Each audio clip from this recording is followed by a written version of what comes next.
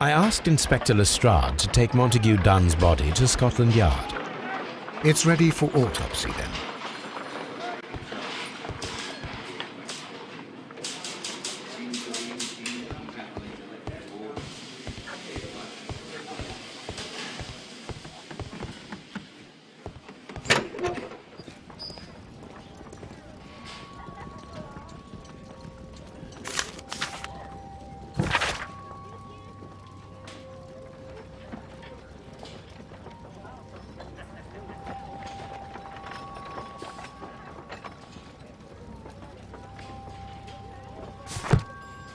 A beautiful feather pen of a good make. This watch is of great value.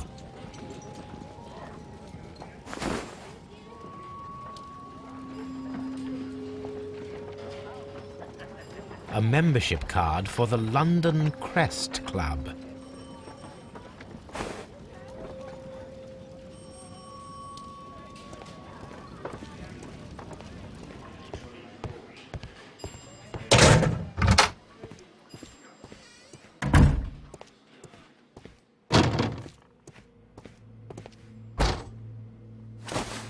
First of all, let us carry out an external examination. There are no suspicious marks upon the chest. Let us finish our external examination so that we can proceed with the autopsy.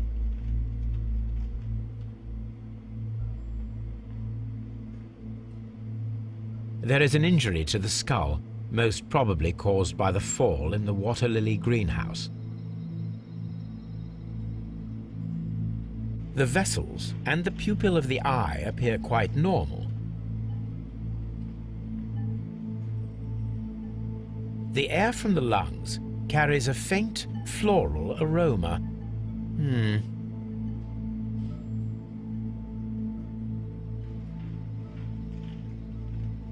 No redness, stings, or bruises.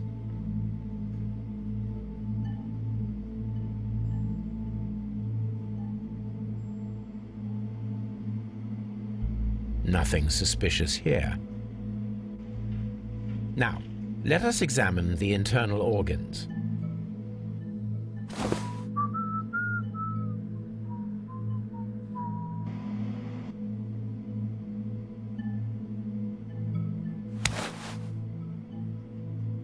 The heart's blood vessels show no pathological signs.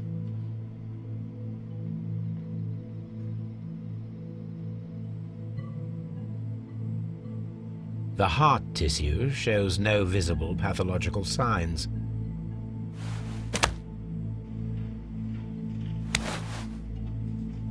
The liver is enlarged. It would seem that he was suffering from an alcohol addiction. The liver tissue is brown. There are no visible pathological signs.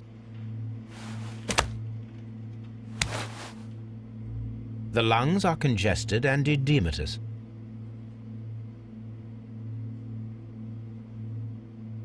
The tissue on the inferior lobe of the right lung is damaged, most probably caused by toxins from an unknown plant.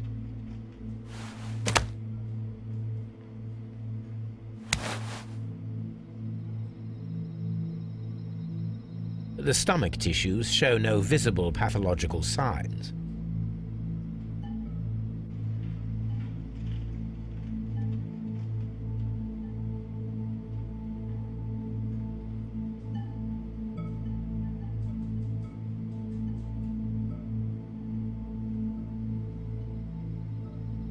There is a small amount of content. It appears that he breakfasted lightly, only a short while before his death.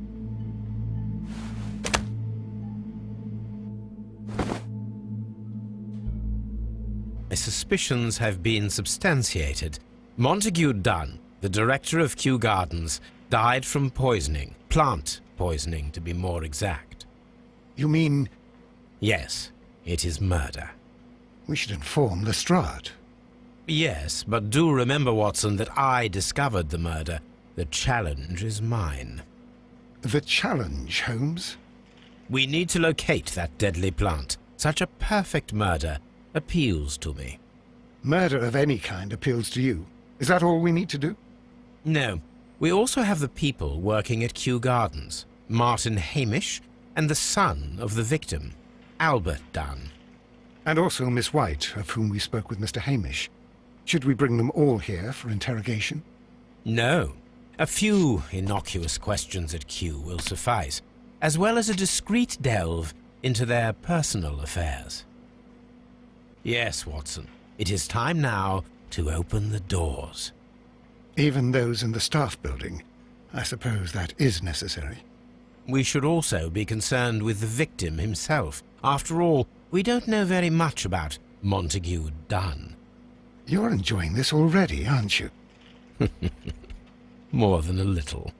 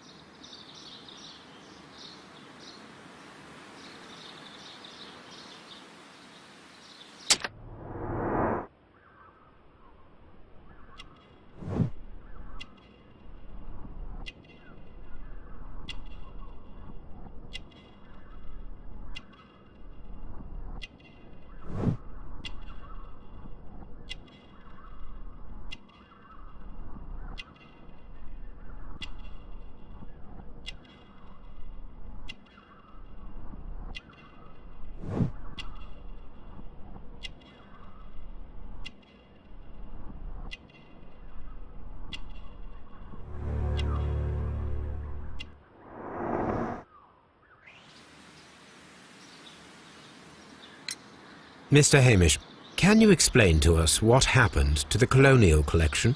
It seems somewhat depleted. Most likely maintenance work, tidying up. You're not sure, then?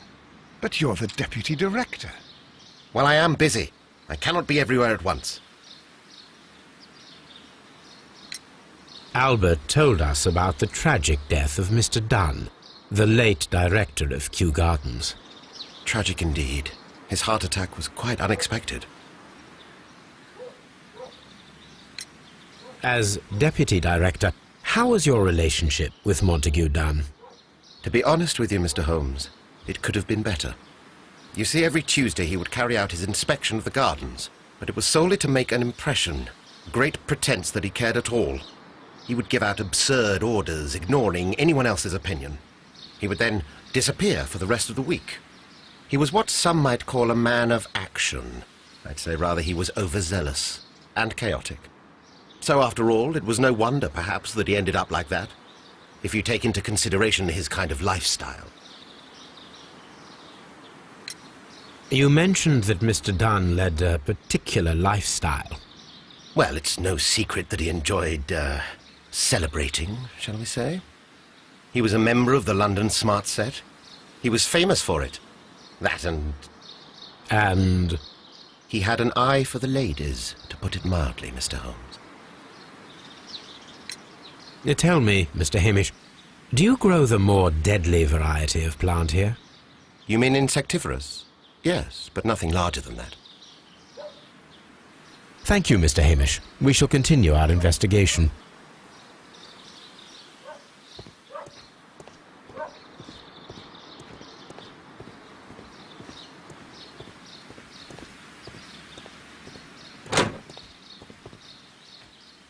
Can I help you, gentlemen?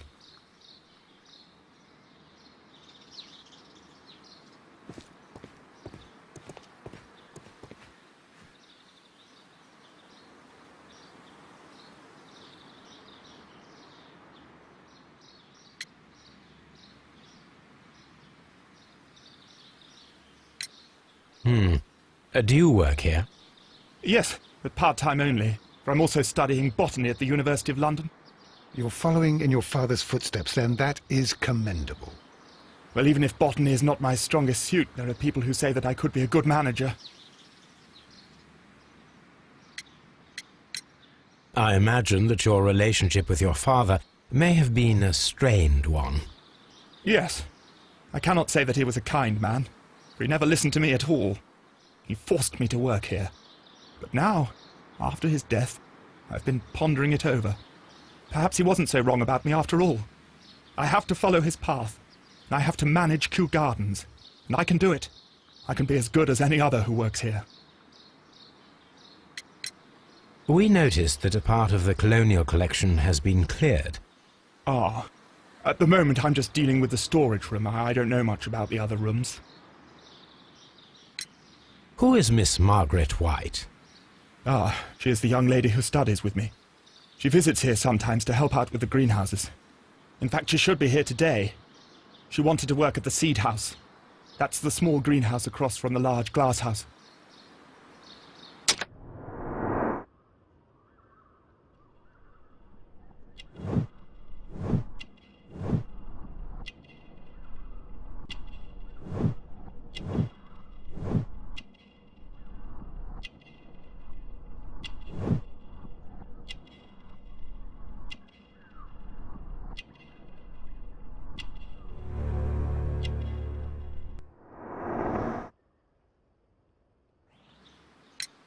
Would you please tell us about Martin Hamish, the Deputy Director?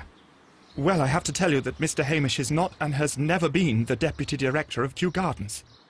My father would not have tolerated it. Indeed?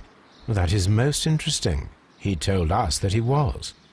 Yes, because he believes that the management should be passed down to him now that my father is dead. But in actual fact, Mr. Hamish only has the honour of being the garden's longest-serving employee. In fact, if we are to think logically at all, it should be me who takes over the management of Kew Gardens. Do you not have a good relationship with Mr. Hamish? I suppose so. But we have very little in common. Mr. Hamish loves his plants and Kew Gardens, and I cannot say that I share his passion. I see. And how was his relationship with your father? Oh, he hated my father. It was obvious. He would be furious whenever my father boasted of Kew Gardens in the newspapers or at conferences. He was convinced that my father was stealing all of the credit for himself. But my father treated Mr. Hamish in the same way as he treated anyone. Dismissively. With indifference. Thank you, young man. We shall see you again soon. Palm House.